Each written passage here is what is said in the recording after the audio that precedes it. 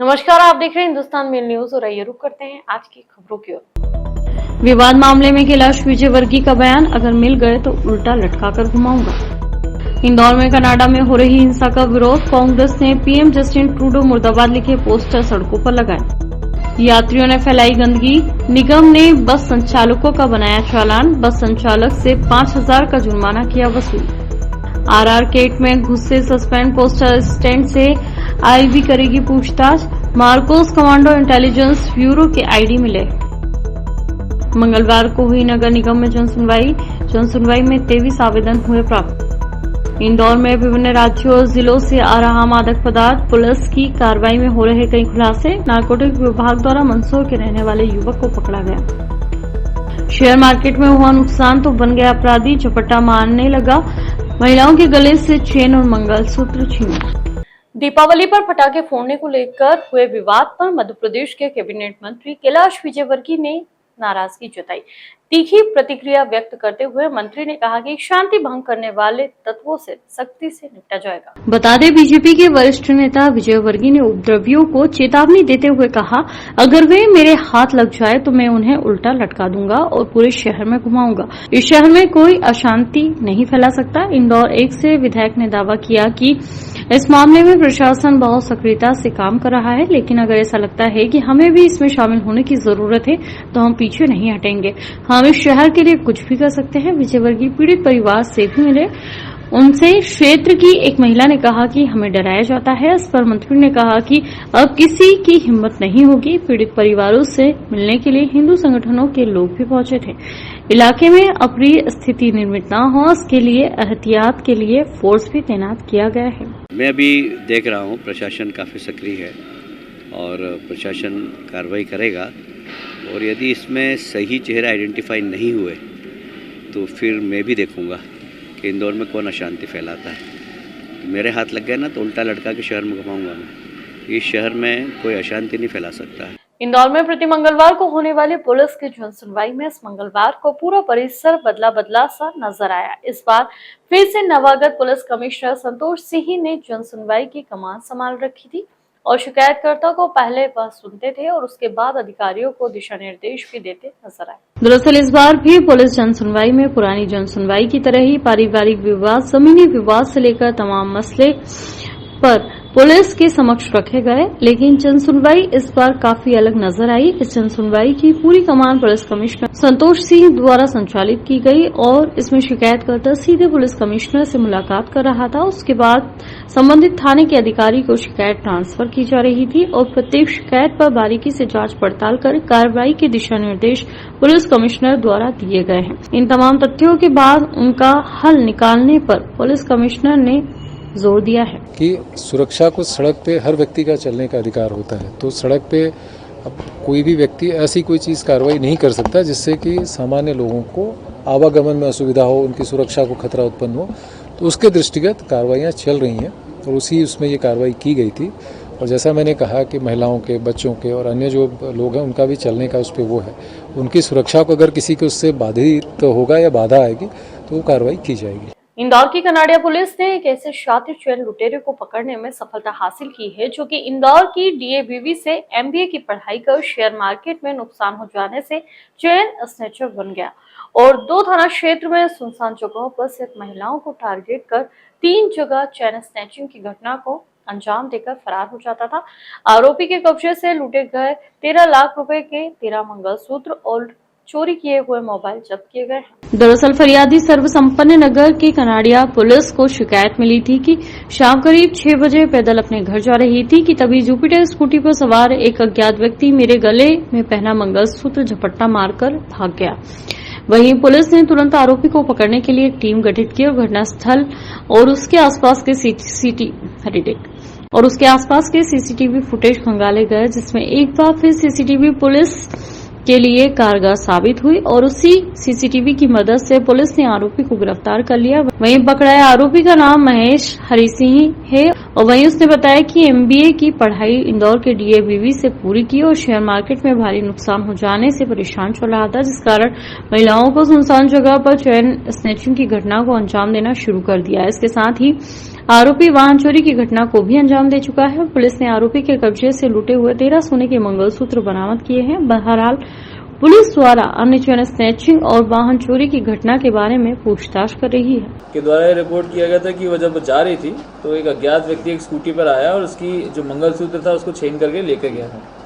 इस रिपोर्ट पर से एक लूट का मुकदमा पंजीबद्ध किया गया था। उसके बाद तत्काल बाद थाना कनाड़िया की टीम को उसमें एक्टिवेट किया गया था कि इसमें जो आरोपी है अज्ञात उसकी तलाश करने के लिए जगह जगह पे फुटेजेस चेक करने का काम और टीम बना करके जो तकनीकी सर्विलांस है वो काम कराया गया था। साथ ही साथ में जो हमारा बीट सिस्टम सक्रिय है उसके अनुसार बीट के भी लोगों को इसमें मुखबिरी तथ्य डेवलप करने के लिए बताया गया था। इसी क्रम में काफ़ी मेहनत के बाद में एक संदेही आइडेंटिफाई हुआ था जिसका नाम महेश पिता हरि सिंह भाटी था, जो कि लगभग 31 साल का है, राजगढ़ जिले का रहने वाला है। यहाँ पर DAVV कॉलेज से उसने MBA किया है, जिसके पश्चात उससे जब पूछताछ करी गई तो उसने बताया कि वह DAVV कॉलेज से MBA करने के बाद में OnePlus कंपनी में काम किया करता था। काम के दौरान उसने शेयर मार्केट में काफ़ी ज़्यादा नुकसान झेला और नुकसान के बाद में जब उसके पास पैसे नहीं बचे तो उसने इस प्रकार का रास्ता अपनाया कि चेन लूट करके बेच करके उससे पैसा कमाना चाहता था। बस संचालकों के द्वारा यात्रियों को बैठाने के लिए रोकी गई बस के स्थान पर यात्रियों के द्वारा गंदगी फैलाना भारी पड़ गया। दरअसल नगर निगम के द्वारा बस संचालकों का चालान बनाकर हर बस संचालक से 5,000 रुपए का जुर्माना वसूल किया गया। बता दें, शाम से लेकर रात तक दूसरे शहरों और दूसरे प्रदेशों के लिए बड़ी संख्या में बस इंदौर से रवाना होती है। यह बस विजयनगर चौराहा और रेडिसन होटल चौराहा पर जाकर रुकती है।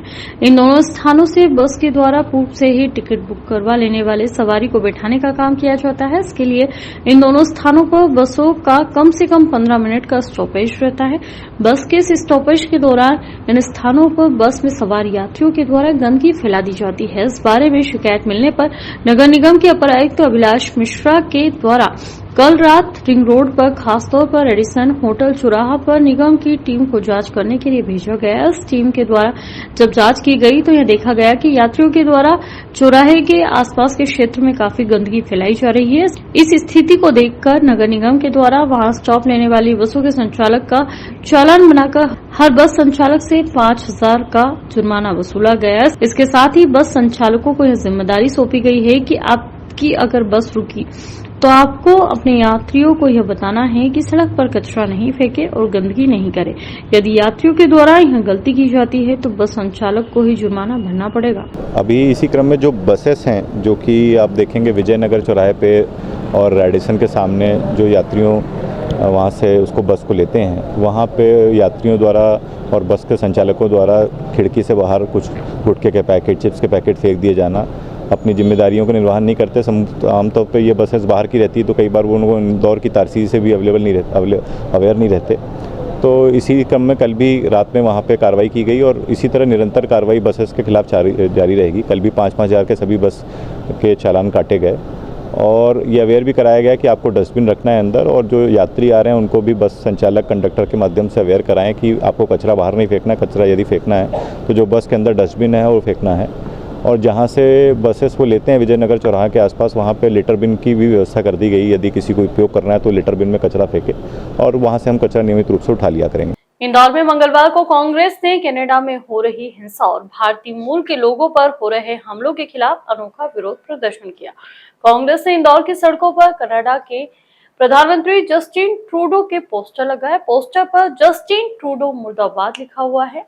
इस प्रदर्शन के दौरान कांग्रेस ने केंद्र सरकार से मांग की कि कनाडा को आतंकवाद समर्थक देश घोषित किया जाए। दरअसल जिला कांग्रेस सेवा दल के कार्यकारी अध्यक्ष विवेक खंडेलवाल, सूचना अधिकार प्रकोष्ठ के अध्यक्ष गिरीश जोशी और देवेंद्र सिंह यादव ने बताया कि कनाडा अब भारत विरोधी गतिविधियों का अड्डा बन चुका है। खालिस्तानी आतंकियों को वहां की सरकार का समर्थन प्राप्त है, जिसके चलते भारतीय समुदाय और हिंदू मंदिरों पर हमले हो रहे हैं। हाल ही में खालिस्तानी समर्थकों द्वारा 1-2 दिन में हिंदू मंदिरों पर हमले किए गए, जिसमें महिलाओं और बच्चों के साथ दुर्व्यवहार हुआ और भारत विरोधी नारे लगाए गए।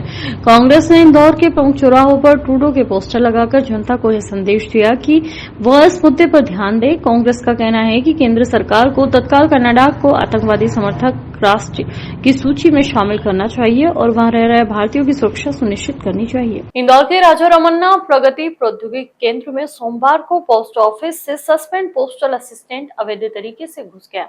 यहां डाकघर के कर्मचारियों से खुद को डायरेक्टर पोस्ट सर्विस बताकर ऑडिट चेक करने की बात करने लगा। कर्मचारियों ने शंका होने पर उसे पूछताछ के लिए बैठा लिया और पुलिस को सूचित किया। पूरे मामले में टीआई नीरज बिरथरे के मुताबिक रविशंकर अग्निहोत्री निवासी अवंतिकापुरी कॉलोनी आरआर केट के डाकघर में पोस्टमास्टर के पद पर पदस्थ है।